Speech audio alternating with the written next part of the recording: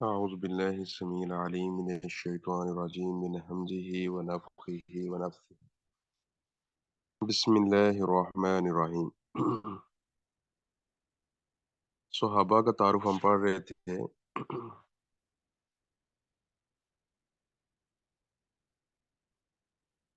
ان میں کچھ چیزیں جو مزید بتانے کے لائق، ایک تو یہ کہ صحابہ اکرام میں سب سے افضل کون ہے، تو یہ مطلق طور پر یعنی بغیر کسی قید کے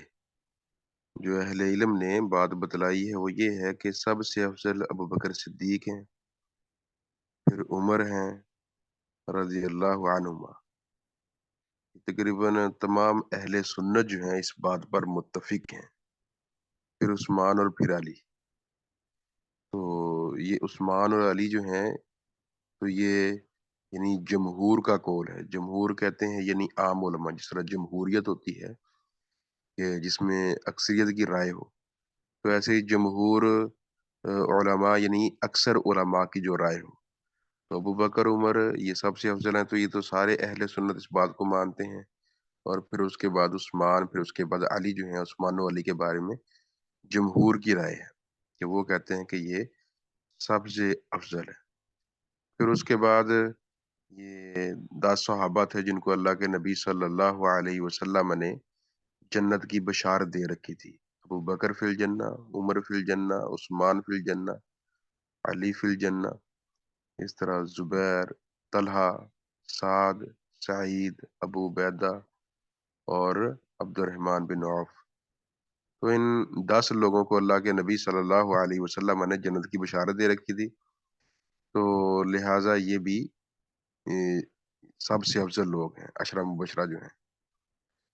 پھر ان کے بعد اہل بدر کا نمبر آ جاتا ہے، یعنی بدری صحابی جو بدر کے اندر حاضر ہوئے، جنگ بدر جنہوں نے لڑی ہے۔ پھر احد والے، پھر اہل بیت رضوان والے، تو پھر فتح مکہ والے، تو اس طرح پھر یہ ترتیب وار۔ تو یہ یعنی صحابہ کرام رضوان اللہ علیہ مجمعین کے اندر افضلیت کا معیار تھا کہ جو اولین ہیں وہ عشرہ مبشرہ ہیں، اس کے بعد دیگر۔ تو بلکہ عبداللہ بن عمر رضی اللہ تعالی عنہ سے بخاری کے اندر حدیث آتی ہے کہ ہم اللہ کے نبی کے دور کے اندر ہی یہ باتیں کیا کرتے تھے، یعنی صحابہ کی زبانوں پر یہ باتیں ہوتی تھیں کہ نبی کے بعد سب سے افضل جو ہیں ابو بکر ہیں، ابو بکر کے بعد عمر ہیں، عمر کے بعد عثمان۔ تو یہ 3 نام ملتے ہیں، ابو بکر، عمر اور عثمان۔ تو کہتے ہیں اس کے بعد ہم کسی کے بارے میں کسی کو فضیلت نہیں دیتے تھے۔ اس طرح محمد بن حنفیہ ہیں، حضرت علی کے بیٹے ہیں، تو وہ اپنے باپ علی سے پوچھتے ہیں رضی اللہ عنہ کہ ابا جان بتائیے کہ سب سے یعنی افضل یا اللہ کے نبی کو پیارا کون تھا، افضل کون ہے؟ تو کہنے لگے جی بکر، اس کے بعد عمر۔ تو محمد کہتے ہیں میں نے پھر نا اس ڈر سے کہ آپ پھر عثمان کا نام نہ لے دیں، تو میں نے کہا جی اس کے بعد پھر آپ ہیں؟ تو وہ کہنے لگے جی میں تو ایک عام مسلمانوں جیسا مسلمان ہوں۔ تو یہ خود حضرت علی کے الفاظ ہیں رضی اللہ تعالیٰ عنہ، یہ بھی بخاری کے الفاظ ہیں۔ تو یعنی خود حضرت علی رضی اللہ تعالیٰ عنہ اور پھر بلکہ ایک اور موقع پر جب حضرت عمر رضی اللہ تعالیٰ عنہ جو ہیں وہ شہید ہو جا رہے تھے، زخمی ہو چکے تھے، تو بھی بلکہ فوت ہو گئے تھے، تو عبداللہ بن عباس اس حدیث کے راوی ہیں کہ میں کھڑا تھا چارپائی کے پاس، تو پیچھے بندہ آیا، اس نے میرے کندھے پر ہاتھ رکھ کے تو یہ کہا کہ یعنی جنت کی بشارت دی ان کو، اور کہا جی میں نے تو اکثر یہی سنا ہے کہ اللہ کے نبی فرماتے ہیں کہ یہ میں تھا، ابو بکر تھا، عمر تھا، ہاں، میں چلا ابو بکر چلے، عمر چلے، تو میں آیا ابو بکر آئے، عمر آئے، یعنی جہاں بھی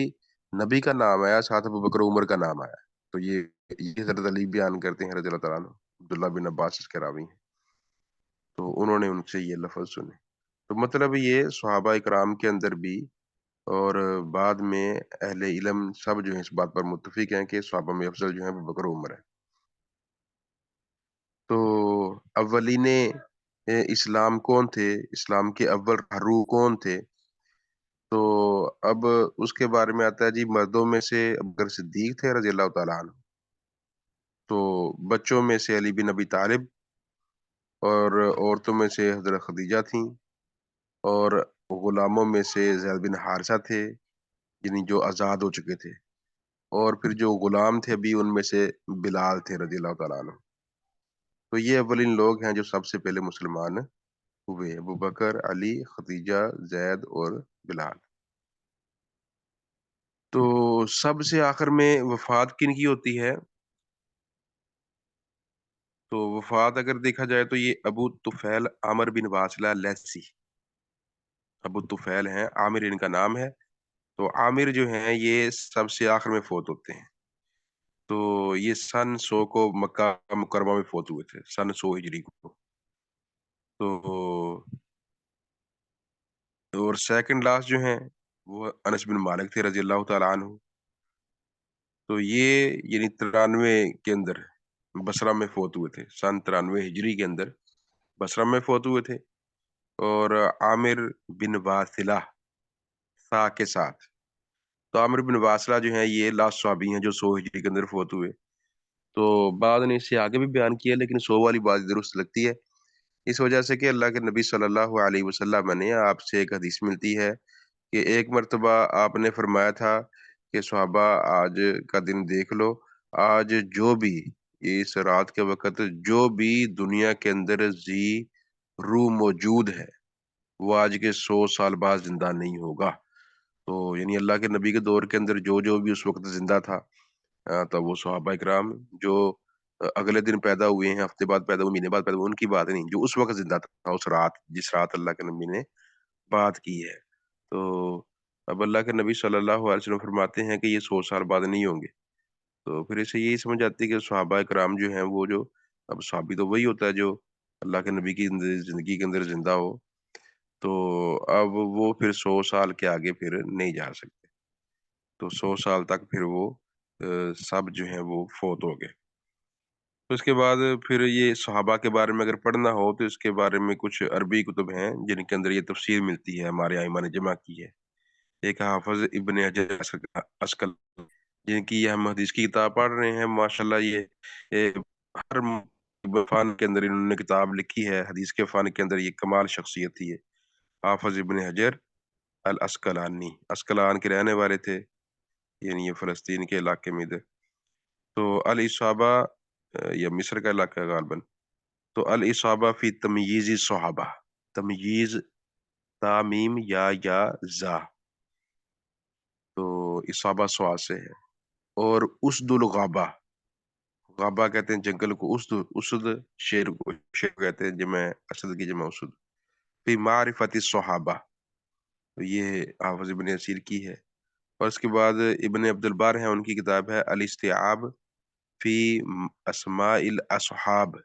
استیعاب کہتے ہیں مکمل طور پر سمیٹ لینا، یعنی مکمل ناموں کو سمو لینا اپنی کتاب کے اندر، تو الاستیعاب۔ تو یہ 3 کتابیں ہیں جن کے اندر صحابہ کا تفصیلاً ذکر جو ہے وہ ائمہ کرام نے کیا ہے۔ تو بہرحال صحابہ کرام رضوان اللہ علیہم اجمعین کے تعارف کے بعد جب ہم آتے ہیں حدیث کی طرف، تو حدیث کل ہم نے پڑھی تھی کہ اللہ کے نبی صلی اللہ علیہ وسلم نے بچے ہوئے پانی سے غسل کرنے سے منع فرمایا، یہ کہا جی اکٹھے کر لو، تو لیکن بچے ہوئے سے نہ کرو، تو وہ اکٹھے کرنا افضل ہے، تو لیکن بچے ہوئے کرنے سے بھی اس کی بھی اجازت ہے، یہ مسئلہ کل ہم نے پڑھا تھا۔ تو آگے ہے بسم اللہ الرحمن الرحیم۔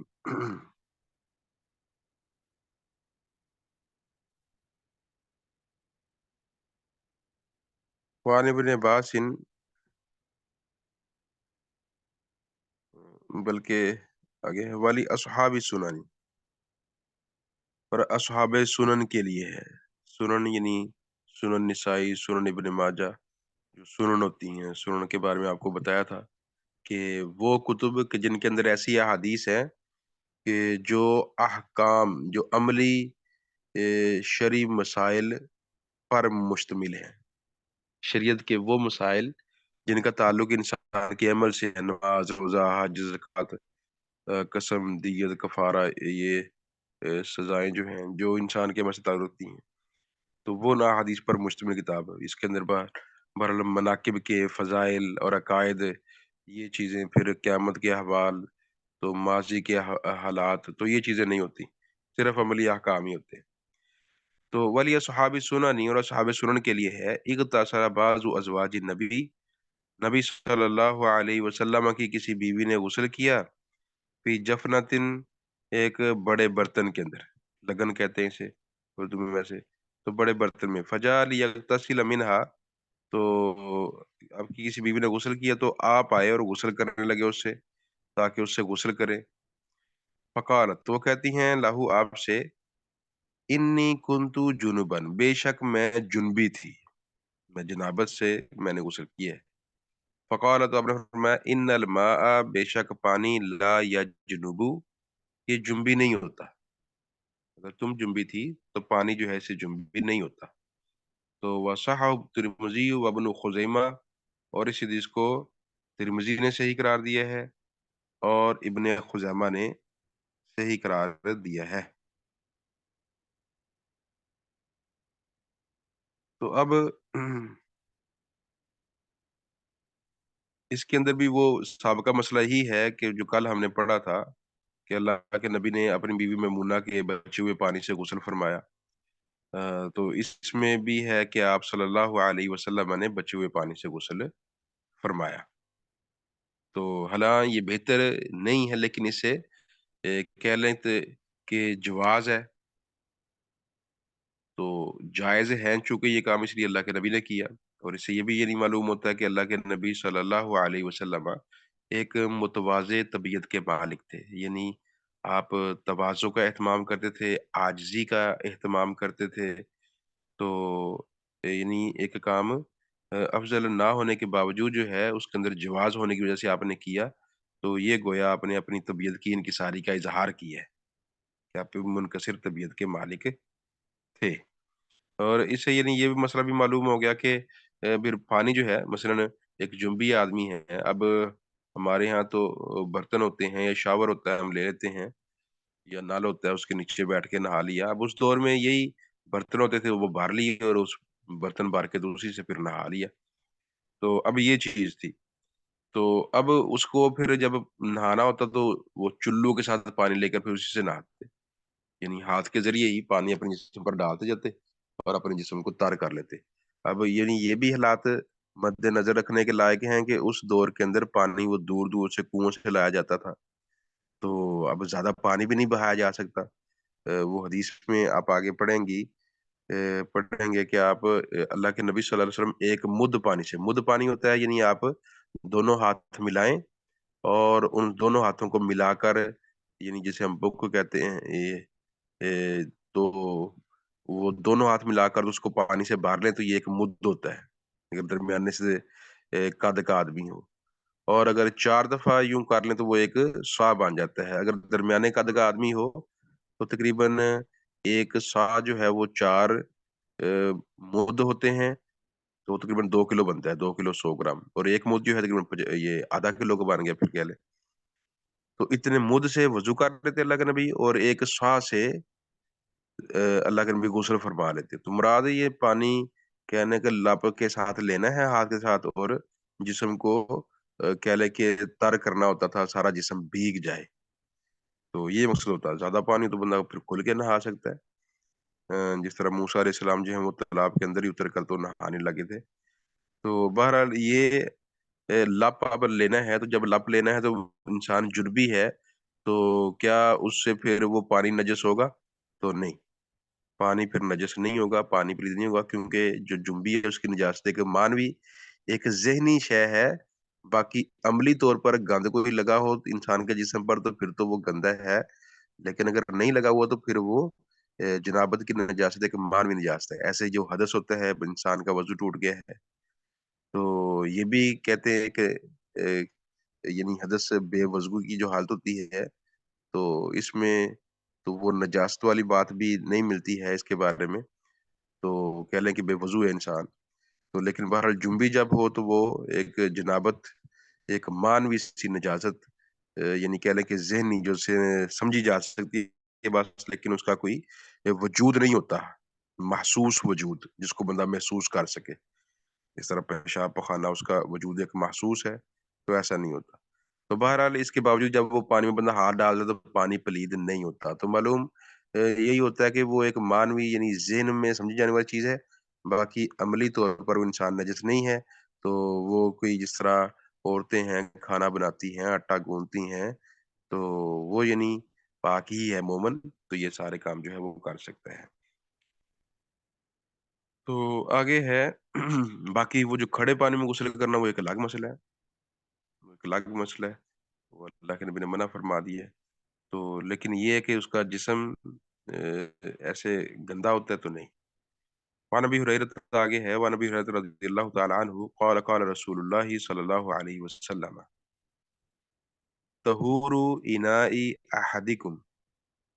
تم میں سے کسی بندے کا برتن کو پاک کرنا، اذا بالغا، جب منہ ڈال جائے، فیہ الکلب، اس میں کتا، جب کتا اس میں منہ ڈال جائے تو تم میں سے کسی ایک کا برتن کو پاک کرنا وہ ایسے ہے، این یغسلہ 7 مرات، کہ وہ اسے دھوئے 7 بار، 7 بار دھوئے، اولاہن بالتراب، تو ان میں سے پہلی بار مٹی سے دھوئے، اخرجہ مسلم، اس کو مسلم نے نکالا ہے، فی لفظ لہو، اور ایک لفظ میں ہے لہو اس کے، یعنی مسلم کے ایک لفظ میں مراد یہی حدیث ایک دوسری جگہ پر ہے، وہاں پر لفظ یہ ہے کہ فل یورکو، اس کو بہا دے، ولی ترمزی، اور ترمزی کے الفاظ یہ ہیں اخراہن او اولاہن، آخری بار یا پہلی بار بھی ترابی، مٹی سے، پہلی بار یا آخری بار وہ مٹی سے دھوئے، مٹی لگائے اور پھر وہ دھوئے۔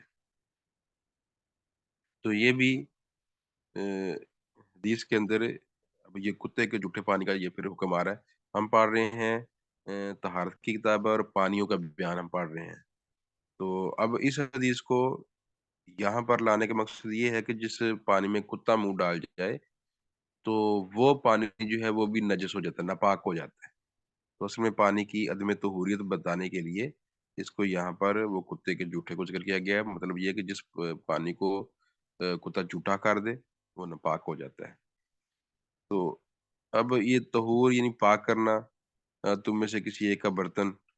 تو اذا بالغ، بلوغ کہتے ہیں یہ زبان کی کروٹ سے کوئی پانی پینا، تو پانی لینا۔ اب یہ کتا یہ اس طرح کے جانور کیا کرتے ہیں، یہ پانی کے اندر اپنی زبان ڈالتے ہیں، اس کا چلو سو بناتے ہیں اور پھر اس کو پانی کو کھینچ لیتے ہیں اوپر، تو اس طرح یہ اس انداز میں پانی پینے کو بلوغ بولا جاتا ہے۔ اب یہ اولا ہونا بالتراب ایک حدیث میں آتا ہے، اولا ہونا یا اخرا ہونا، جس طرح ترمذی کے اندر ہے، تو پہلی بار یا آخری بار مٹی لگا کے دھو لے۔ تو اب مسلم کی حدیث ہے، تو اب یہ بخاری کے اندر بھی بہرحال آتی ہے، بخاری مسلم دونوں میں کہتے آتی ہے، لیکن یہ الفاظ جو ہیں حدیث کے وہ چونکہ مسلم کے ہیں اس لیے مسلم کا وہ واضح نام لے دیا۔ اصل میں ہوتا یہ ہے کہ ایک حدیث مختلف کتابوں میں ہوتی ہے، لیکن اس کے الفاظ میں کچھ نہ کچھ فرق ہوتا ہے، تو اب پھر جس جگہ سے حدیث لی گئی ہے، تو حوالہ اصل میں اس جگہ کا پھر دینا ہوتا ہے۔ تو یہ بخاری میں اگر تھوڑے الفاظ کا کوئی فرق ہے، جس طرح یہ ادھر آیا مسلم کے اندر یہ آ گیا فل یوریکو، یہ حدیث میں فل یوریکو آ گیا، دوسری میں فل یوریکو نہیں آیا، تو اب یہ فل یوریکو آ گیا تو یہ تو وضاحت آ گئی، اگر نہیں آیا تو پھر بھی اب ظاہری بات سمجھ تو آ رہی ہے، جب کتے نے پانی میں منہ ڈال دیا، اب وہ برتن دھونا ہے تو پانی پھینکے بغیر تو نہیں دھویا جا سکتا، تو یعنی اس بات کی وہ پچھلی حدیث سے بھی سمجھ آ رہی ہے، لیکن آگے دوسری جگہ پر وہ حدیث کے اندر واضح الفاظ آ گئے، تو اس طرح تھوڑا بہت فرق پڑ جاتا ہے، معنی میں اگرچہ فرق نہیں پڑتا، بات ایک ہی رہتی ہے لیکن الفاظ میں تھوڑا بہت فرق پڑ جاتا ہے۔ تو اب الفاظ میں فرق پڑنے کی وجہ سے یعنی حدیث کے معنی پر اس کے مفہوم پر کوئی اثر نہیں ہوتا، تو پانی گرانا جو ہے یہ واجب ہے، پانی جو ہے پلید ہو چکا ہے، نجس ہو چکا ہے، تو اصل میں پانی کے بیان کرنے کا ہی مسئلہ ہے۔ اب اس میں جو ہے مسلم میں جو الفاظ ہیں، اب مسلم کا درجہ بھی اعلیٰ ہے، تو اس میں الفاظ ہیں جی اولا ہننا، پہلی بار آپ نے مٹی لگانی ہے برتن کو، یعنی گیلا کر کے اس کو مٹی سے اچھی طرح مانجنا ہے، دھونا ہے، اس کے بعد پھر 7 بار پانی سے اس کو صاف کرنا ہے۔ تو ترمذی میں پہلی بار یا آخری بار، تو کہہ لیں کہ اگر پہلی بار وہ دستیاب نہیں تھی، کوئی مٹی لینے گیا تھا، آخری بار آپ کو ملی، آخری بار لگا لیں۔ تو لیکن پہلی بار لگانا جو ہے یہ زیادہ بہتر ہے، کیونکہ یہ حدیث ایک زیادہ معتبر کتاب کے اندر درج ہے، جس میں ہے کہ پہلی بار مٹی لگائی جائے۔ اور ترمذی کے اندر تو یعنی کہہ لیں کہ شک والا سیگا ہے کہ پہلی بار یا آخری بار، لیکن مسلم میں یقین والا سیگا صرف پہلی بار کا ذکر کیا ہے، تو لہٰذا وہ جملہ بھی زور والا ہے کہ وہ شک سے ماورا ہے، اور دوسرا یہ کہ وہ حدیث بھی مسلم کی ہے، تو اس وجہ سے پھر یہ بہتر یہ ہے کہ پہلی بار مٹی لگا دی جائے۔ تو اب اس سے پھر یہ ایک مسئلہ آ جاتا ہے جی، کتے شکاری رکھنا یہ جائز ہے، اب کتا رکھنا تو یہ حرام ہے گھر کے اندر۔ اللہ کے نبی فرماتے ہیں جس گھر کے اندر کتا ہو تو اس گھر والے کے پھر ہر روز ثواب میں سے ایک قرات اجر کم ہوتا ہے۔ قرات اب کتنا اس کی تعداد مقدار نہیں اللہ کے نبی نے بتائی، لیکن ایک حدیث میں وہ قرات کے بارے میں آتا ہے کہ قرات جو ہے احد پہاڑ جتنا ہوتا ہے۔ تو مراد اگر کوئی شوقیہ کتا رکھتا ہے اپنے گھر کے اندر، تو روزانہ اس کے اجر سے ایک قرات اجر جو ہے وہ کم ہو رہا ہے۔ تو کتا گھر میں رکھنا حرام ہے، یہ تو کتا کوئی باہر سے آیا کوئی منہ ڈال گیا تو وہ الگ بات ہے۔ البتہ کھیتی کے لیے کتا رکھنا یا ریوڑ کے لیے رکھنا یا پھر شکار کے لیے رکھنا، ان 3 کتوں کی اجازت آئی ہے، ان تینوں میں سے کوئی رکھا جا سکتا ہے۔ تو بہرحال یہ اگر کوئی شکاری کتا ہے اور اس نے شکار کیا ہے تو جہاں پر اس نے منہ لگایا تو کیا وہ بھی 7 بار جگہ دھونی پڑے گی شکار کی؟ اب تو بعض اہل علم تو یہی کہتے ہیں کسی حدیث کی بنا پر اس کو بھی 7 بار دھویا جائے گا، لیکن بعض دیگر کا کہنا ہے جی نہیں، یہ صرف پانی کے لیے حکم ہے، باقی شکار کے لیے نہیں، تو اس کو ایک دفعہ دھو لیا جائے تو وہ کافی ہے۔ تو یا بندہ ویسے اتنے کی جگہ جہاں پر اس نے منہ لگایا ہے وہ اس کو کاٹ کے پھینک دے، باقی کھا لے۔ تو یہ یعنی کہہ لیں کہ اس کی گنجائش وہ علماء کہتے ہیں کہ وہ شکار کے بارے میں الفاظ نہیں ہے، لہٰذا شکار کا پھر یہ حکم نہیں ہوگا۔ تو اب ایک مسئلہ یہ ہے کہ مثلا آج کل ہمارے پاس جدید وسائل ہیں، صابن ہے، تو کیا اس سے دھو لیں؟ تو اب اس کے بارے میں بہتر یہی ہے کہ نہیں، مٹی سے ہی دھویا جائے، مٹی سے دھویا جائے۔ مٹی کے اندر جو عنصر ہے صفائی کا، طہارت کا، وہ ہمارے صابن کے اندر بھی نہیں، اس کے اندر ہم نے کیمیکل استعمال کیے ہوئے ہیں، تو اس سے بڑی حد تک صفائی ہو جاتی ہے، لیکن وہ جو مٹی سے صفائی ہوتی ہے تو وہ چیز پھر دستیاب نہیں ہوتی، بلکہ شاید ایسی کوئی سائنسی تحقیق بھی آ چکی ہے، بتاتی ہے کہ جو کتے کے جراثیم ہوتے ہیں، بیکٹیریا ہوتے ہیں، تو وہ صابن سے دھونے سے بھی نہیں جاتے۔ ہاں، اگر آپ مٹی لگائیں گے برتن کو تو پھر وہ جائیں گے۔ تو مٹی ایک طاقتور عنصر ہے گند کو جذب کرنے کے لیے، اور اس طرح یہ کہہ لیں کہ نجاست کو صاف کرنے کے لیے ایک زبردست عنصر ہے۔ تو باقی یہ اس کے علاوہ دیگر وسائل استعمال کیے جائیں تو یہ کہہ لیں اس سے وہ والی صفائی اور طہارت حاصل نہیں ہوتی۔ تو اس وجہ سے بہتر یہی ہے کہ مٹی سے ہی دھویا جائے، صاف مٹی لی جائے، اس کے ساتھ برتن کو صاف کیا جائے، اور اس کے بعد پھر پانی 7 بار بہا کے تو برتن کو صاف کر کے اس کو استعمال کر لیا جائے۔ تو یہ حدیث سے اس کے متعلق کوئی مسئلہ ہو تو بتا دو۔ السلام علیکم سر۔ وعلیکم السلام ورحمۃ اللہ۔ بلی کے بارے میں کیا وہ ہے احکامات کہ اگر بلی جیسے گھروں میں آتی ہیں تو اگر یہ اور ان نوئنگلی پتہ نہیں ہے اور کچن کے کسی شیلف پہ چڑھ کے کسی برتن میں منہ مار دیا اور ہمیں نہیں پتا، اگر پتا ہے تو اس کا بھی بتائیں، اور اگر نہیں پتا چلا تو یہ کیا یہ بھی نجاست ہے اس کی؟ جزاک نہیں اللہ نہیں، خیر۔ بلی کا جوٹا پاک ہے، وہ کل حدیث آ رہی ہے، آج وہ ٹائم نہیں تھا اس لیے نہیں پڑھی، کل انشاءاللہ یہی حدیث آئے گی بلی کے بارے میں۔ چلیں ٹھیک ہے، تھینک یو۔ اور میں ایک ہٹ کے سوال کر سکتی ہوں اس حدیث سے ہٹ کے؟ جی جی۔ مجھے کچھ دن پہلے میں نے یوٹیوب پہ ایک ریل دیکھی تھی، تو اس میں ایک صاحب کہہ رہے تھے کہ روزانہ جو ہے نا وہ 100 ٹائم درود پاک جو ہے نا وہ پڑھا کریں، درود ابراہیمی انہوں نے کوٹ کیا یہ، तो मैंने ये पूछना था कि दुरूद इब्राहिमी अगर एक तस्बीह मतलब 100 टाइम ये एक ही टाइम में पढ़ना होता है या आप पूरे दिन में जैसे मैं डिवाइड कर लूँ कि 5 नमाज़ों में मैंने 20-20 टाइम पढ़ना है, तो इस तरह से भी 100 हो सकता है या ज़रूरी है कि 100 मरतबा एक ही टाइम में पढ़ें? नहीं, नहीं जज़ाकल्लाह। ऐसे भी हो सकता है। यानी आप डिवाइड कर लें, इस तरह भी ठीक है, इकट्ठा पढ़ लें। तो ये वैसे ज़्यादा सुबह-शाम ज़्यादा के मतलब ओके, सॉरी। ज़्यादा कौन-सा तरीका बेहतर है कि एक ही दफ़ा पढ़ ली जाए तस्बीह पूरी या फिर पूरे दिन में? ज़्यादा बेहतर ये है कि जिस तरह आपको सूरत है ना वैसे आप पढ़ें, क्योंकि इस तरह फिर आप आसानी रहेगी आपके लिए। अगर आप कोई अपने ऊपर शर्त लगा लेंगी तो फिर आपके लिए मुशक्कत होगी, तो फिर कभी पढ़ा जाएगा और कभी फिर आप मुशक्कत की राह से नहीं पढ़ेंगी। तो वैसे जी, ठीक है, ये डिवाइड अगर हो जाए तो फिर ये आसानी रहती है, तो जो इंसान को आसान हो ना वो बेहतर होता है। जज़ाकल्लाह खैरन कसीर। दुरूद इब्राहिमी पढ़ी जाए तो बहुत बेहतर बात है, वरना सुबह-शाम के अज़कार में एक मुख़्तसर दुरूद आता है, अल्लाहुम्मा सल्लि व सल्लिम अला नबीना मुहम्मद। तो ये दुरूद मुख़्तसर है, तो अगर ज़्यादा टाइम नहीं मिलता तो छोड़ने की बजाय फिर ये पढ़ ली जाए तो ये भी बेहतर है। तो मतलब ये है कि इंसान के जी काम करना है तो वो मुकम्मल ही करना है, पूरा ही करना है, तो वो नहीं होता तो फिर छोड़ ही देना तो नहीं। तो दुरूद इब्राहिमी पढ़ सकते हैं तो बहुत बेहतर है, अल्लाह के नबी का बताया हुआ दुरूद है। तो नहीं तो ये भी फिर हदीस से साबित है, अल्लाहुम्मा सल्लि व सल्लिम अला नबीना मुहम्मद, इतना मुख़्तसर पढ़ ली जाए, तो लेकिन ये है कि छोड़ा ना जाए किसी दिन। जी, जज़ाकल्लाह। बाकी एक बात ये भी है कि जो वज़ाइफ़ हैं, अल्लाह के नबी सल्लल्लाहु अलैहि वसल्लम ने जो भी किए हैं, इस्तिग़फ़ार है, दुरूद है या और कोई वज़ाइफ़ हैं, ये सुभान अल्लाहि व बिहम्दिही, तो इनकी तादाद आती है जी 100 बार अल्लाह के नबी पढ़ते थे। तो 100 बार या 70 बार ये तादाद आती है।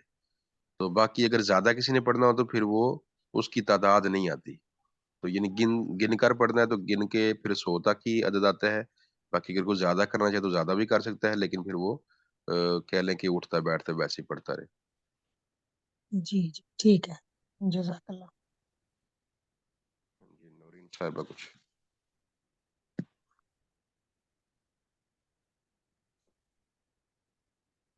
जी, नौरीन साहिबा कुछ पूछना चाहती हैं? ठीक है जी, फिर कल से इंशाअल्लाह, बल्कि आइंदा जब क्लास होगी। जज़ाकुमुल्लाह खैर। सलाम